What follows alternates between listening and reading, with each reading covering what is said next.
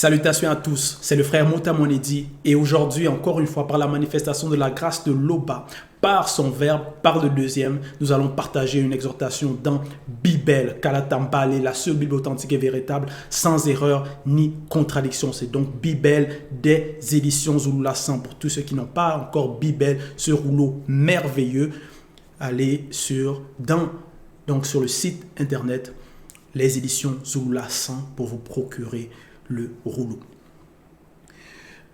Donc, aujourd'hui, l'exhortation, nous allons parler de peut-on se plaindre du verbe de l'Oba? Point d'interrogation. Nous allons parler aussi de l'espérance dans les épreuves, l'espérance dans les souffrances, dans les difficultés, car nous savons que dans l'existence du visible, dans l'après-chute, dans notre époque même, nous pouvons passer au travers plusieurs difficultés, plusieurs circonstances les épreuves, nous savons que les épreuves ne viennent pas du verbe de l'Oba.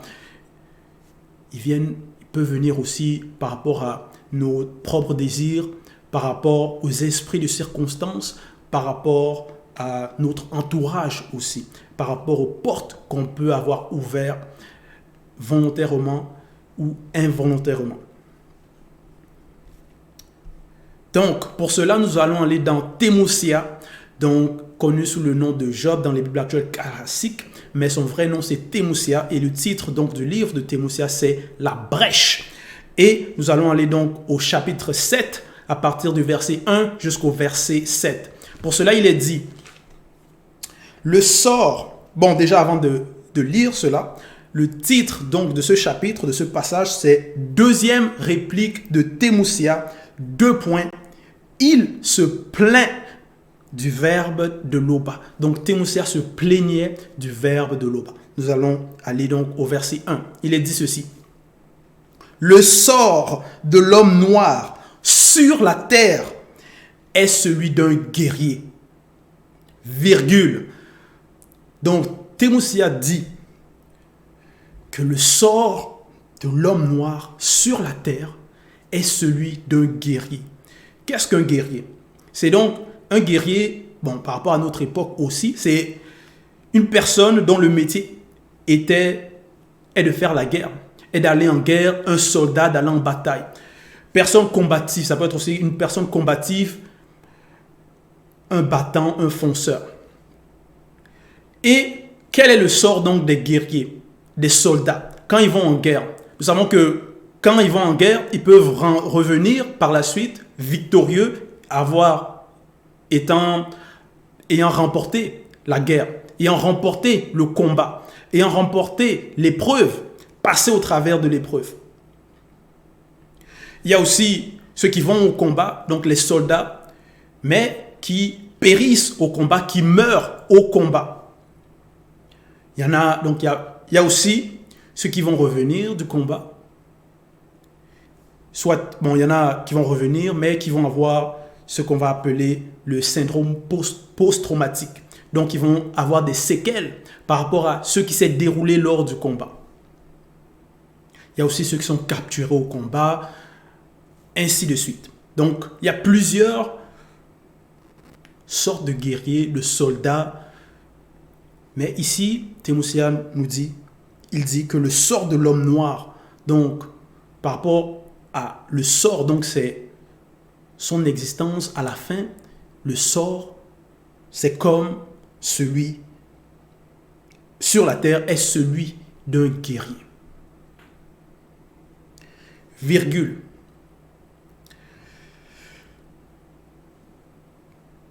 Et les jours des blancs et ceux des sans-mêlés sont ceux d'un mercenaire. Et c'est quoi maintenant un mercenaire? C'est, par rapport aux définitions qu'ils vont donner, c'est qui ne travaille que pour un salaire ou qui est inspiré par la seule considération du gain, point. Ça peut être aussi un soldat qui sert à prix d'argent un gouvernement étranger. Donc, ce sont des personnes qu'on engage. Maintenant, c'est qui engage ces mercenaires-là? Point d'interrogation. Donc, on nous apprend ici dans les définitions qu'un mercenaire, ça va être comme un instrument qui va être utilisé pour un but, pour donc aller en guerre. donc qui instrumentalise ces mercenaires-là. Donc ici, dans le passage, c'est blanc et c'est sans mêlé. Et Timothée dit que les jours des blancs et des sans mêlés de ces peuples sont comme ceux-là, sont comme ceux d'un mercenaire. Et le sort de l'homme noir est celui d'un guerrier. Donc, il fait l'état de la situation. Verset 2, il est dit, « Comme l'homme de main soupire après l'ombre, virgule, comme l'homme de main soupire après l'ombre, virgule. » Donc, dans cette exhortation, soupirer, soupirer, ça peut être une expiration forte et prolongée, occasionnée par une sensation, une forte émotion. Donc, pousser un soupir de soulagement. Ça peut être aussi un soupir, c'est par rapport à quand peut-être tu es peut-être dans les difficultés, tu peux soupirer par rapport à ta situation.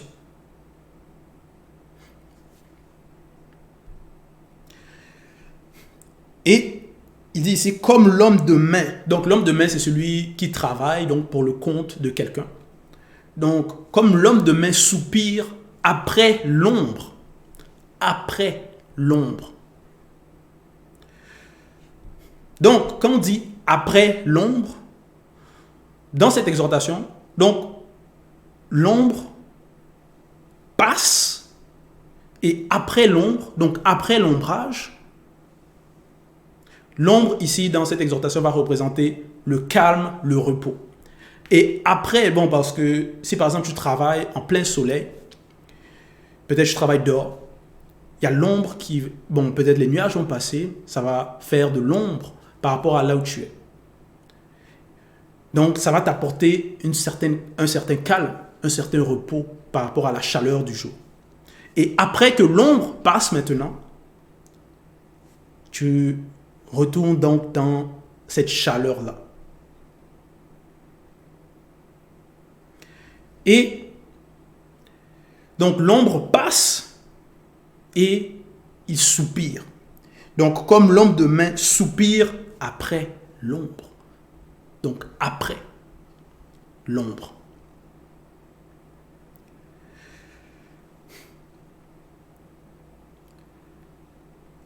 Virgule. Comme l'ouvrier attend son salaire. Virgule. Donc, l'ouvrier, donc c'est quelqu'un qui travaille. Et on dit ici, comme l'ouvrier attend son salaire, virgule, ainsi j'aurai pour partage des mois de douleur. Parce que il y a certaines personnes, quand ils travaillent, peut-être ils sont payés aux 2 semaines par rapport à notre époque, ou peut-être au mois, et ils vont attendre ce salaire-là, d'autres avec impatience. Ils voudront ce salaire-là parce que peut-être ils ont des factures qui s'accumulent, des dépenses, ils veulent dépenser, ils ont des achats à faire, ou ils veulent simplement cet argent-là pour soit économiser, pour investir, pour faire des projets, ainsi de suite, pour payer à manger. Donc, un ouvrier, quelqu'un qui travaille, peut être en attente de ce salaire-là, et dans cette attente-là, il peut ressentir le stress parce qu'il a besoin de cet argent-là.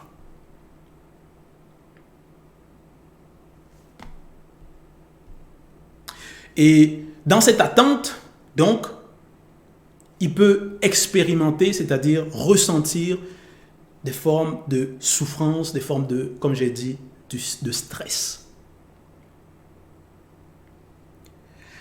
Comme l'ouvrier attend son salaire, virgule, ainsi j'aurai pour partage des mois de douleur, virgule. Donc Timothée, il compare sa situation avec ses images familières. Il compare son sort à cela. Il dit, virgule, j'aurai pour mon lot des nuits de souffrance. Point. Donc, pour lui, c'est ça qu'il ressent. Il ressent la souffrance. Et donc, il est attristé par cette situation-là. Au verset 3, donc toujours dans Timothée 7, 3, dans Bible, il est dit ceci. Je me coucherai, virgule, et je dirai, deux points. Quand me lèverai-je? Point d'interrogation. Quand finira la nuit? Point d'interrogation. Et je serai comme rassasié d'agitation jusqu'au point du jour. Point. Donc, ici, Timothée était dans des tourments, dans ses pensées. Donc, il se demandait jusqu'à quand cette situation. Il était dans des agitations, dans des perturbations très graves, très pénibles. Il se plaignait de cela. Et par rapport à cette situation, lui, il trouvait cela injuste, ce qui était en train de lui arriver. Au verset 4, il dit, « Mon corps se couvrira de verre et d'une croûte terreuse, virgule. » Donc ici, mon corps se couvrira. Donc on parle ici du futur.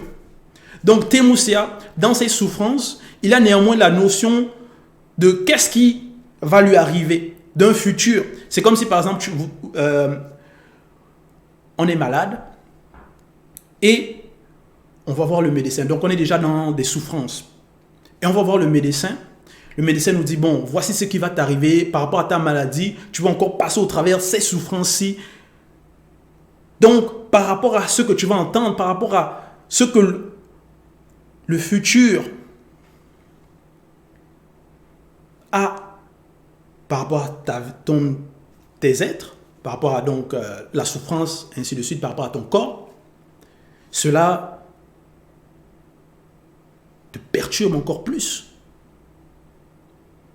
Parce que tu sais que, non, dans le futur, plus le temps avance, plus tu vas encore être dans d'autres formes de souffrance, peut-être encore plus pénibles. Donc rien que le fait d'y penser, c'est la tristesse.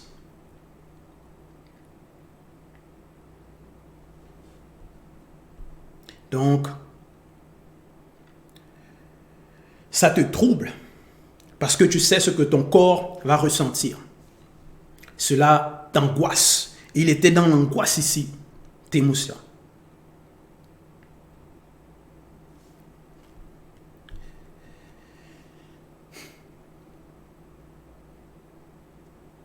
Ma peau se crevassera et se dissoudra. Point. Au verset 5, il dit, « Mes jours sont plus rapides que l'instrument de tissage. » Donc pour lui, ça allait très vite. Ils sont plus rapides que l'instrument de tissage. Virgule. Ils s'évanouissent. Deux points, plus d'espérance. Donc, il n'avait, par rapport à, dans ce passage, il n'avait plus d'espoir. Plus d'espérance par rapport à sa situation, par rapport à tout ce qui lui arrivait, ses souffrances. Et il se plaignait de cela.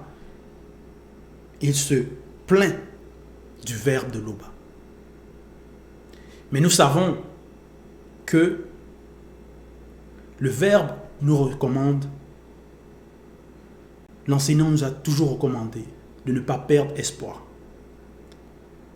Malgré les épreuves, le verbe de Loba est toujours fidèle, et même au-delà de la fidélité. Pour ceux qui sont fidèles et ceux qui obéissent à ses lois.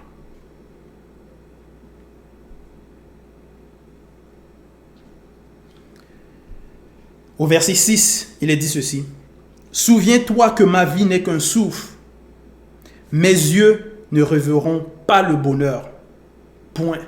Donc Thémosia, il se disait, dans sa pensée, dans ses réflexions, par rapport à tout ce qui lui arrivait, ses souffrances, il se disait, il ne va plus revoir le bonheur. Sa situation ne va faire que s'empirer.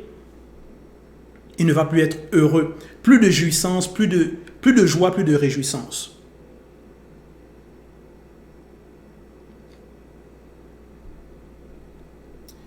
Comme certaines personnes, peut-être, ils peuvent passer au travers des épreuves et ils perdent tout espoir, se dire, ah, c'en est fini pour moi.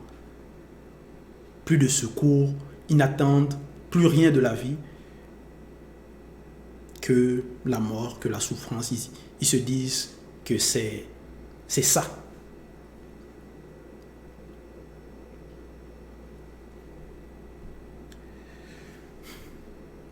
Donc peut-être, certains des exemples, peut-être quelqu'un il a plein de crédits, il n'arrive pas à s'en sortir, les dettes, les dépenses, il est dans des perturbations, il se dit mais par rapport à cela, comment il va s'en sortir de cela? Il n'y a pas d'issue, pour lui il ne voit pas d'issue. Ou peut-être quelqu'un il est dans une situation, dans un pays, et là-bas il y a le trouble, il se dit mais comment il va faire pour se sortir de là? Peut-être il n'attend que la mort. Il se dit son sort c'est fini. Peut-être une personne son voisin le perturbe, le dérange. Il se dit mais cette situation-là va perturber toujours. Ou peut-être une personne passe par des situations difficiles. Peut-être avec la famille, parce que nous savons avec la famille charnelle, on peut passer au travers certaines difficultés, certains mécontentements, mésententes, ainsi de suite. Ou peut-être on reçoit des insultes, des calomnies, des fausses accusations, les choses mauvaises, peut-être des mauvaises pensées que certaines personnes auront à l'égard de nous. Donc, il y a beaucoup de choses, beaucoup de difficultés par lesquelles on peut passer dans le visible.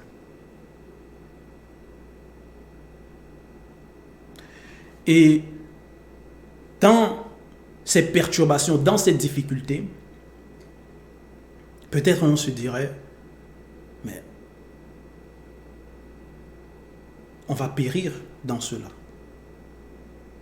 Peut-être on se dira cela.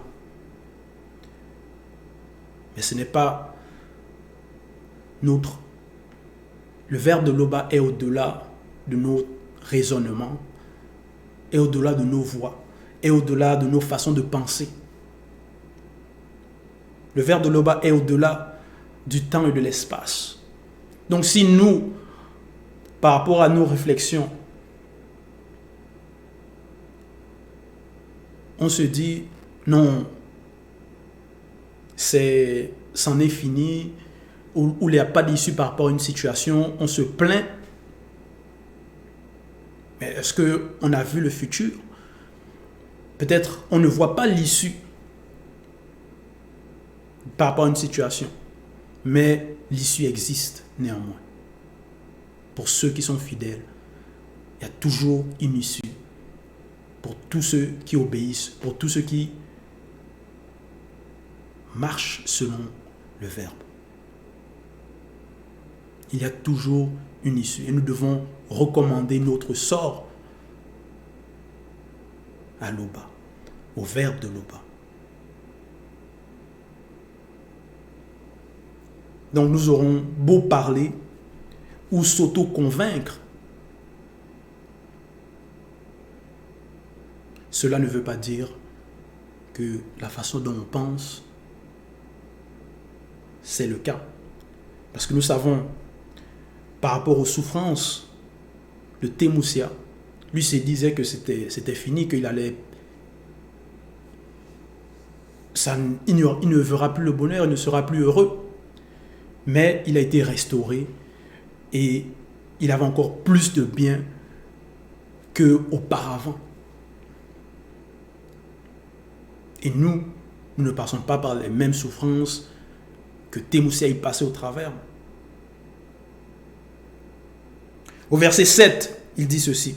La grâce qui se pose sur moi, entre parenthèses, mon esprit, ne repose plus, entre parenthèses, sur mon corps physique. Donc il était conscient qu'il avait la grâce, qu'il y avait une grâce qui se reposait sur son esprit, qui alimentait son esprit. Et il voyait que par rapport à son corps, par rapport à son état, son corps était affecté. Donc, par rapport à ces trois êtres, il y avait une partie de lui qui était dans des souffrances. Et donc, son âme ressentait cela. Et cela le perturbait. Et il se dit, donc, la grâce qui se pose sur moi, entre parenthèses, mon esprit, ne se pose plus. Parce qu'avant, il était en bonne santé, il était bien. Ne se pose plus, entre parenthèses, sur mon corps physique. Point virgule. La grâce me cherchera, virgule, et je ne serai plus. Point.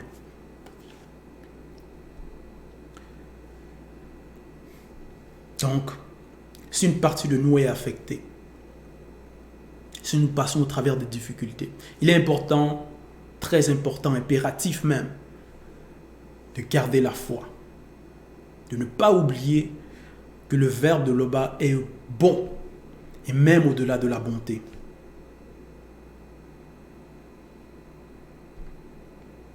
Ne nous plaignons pas du verbe de Loba. Ne nous plaignons jamais du verbe de Loba. Et ne nous plaignons pas non plus de l'enseignant, du Mouledi, qui nous enseigne, qui nous nourrit. Que non, ceux qui, peut-être on est dans des difficultés, où on passe au travers des épreuves, des situations, parce que nous savons que on peut ouvrir des portes, soit inconsciemment ou consciemment, par rapport à, voilà, plein de choses.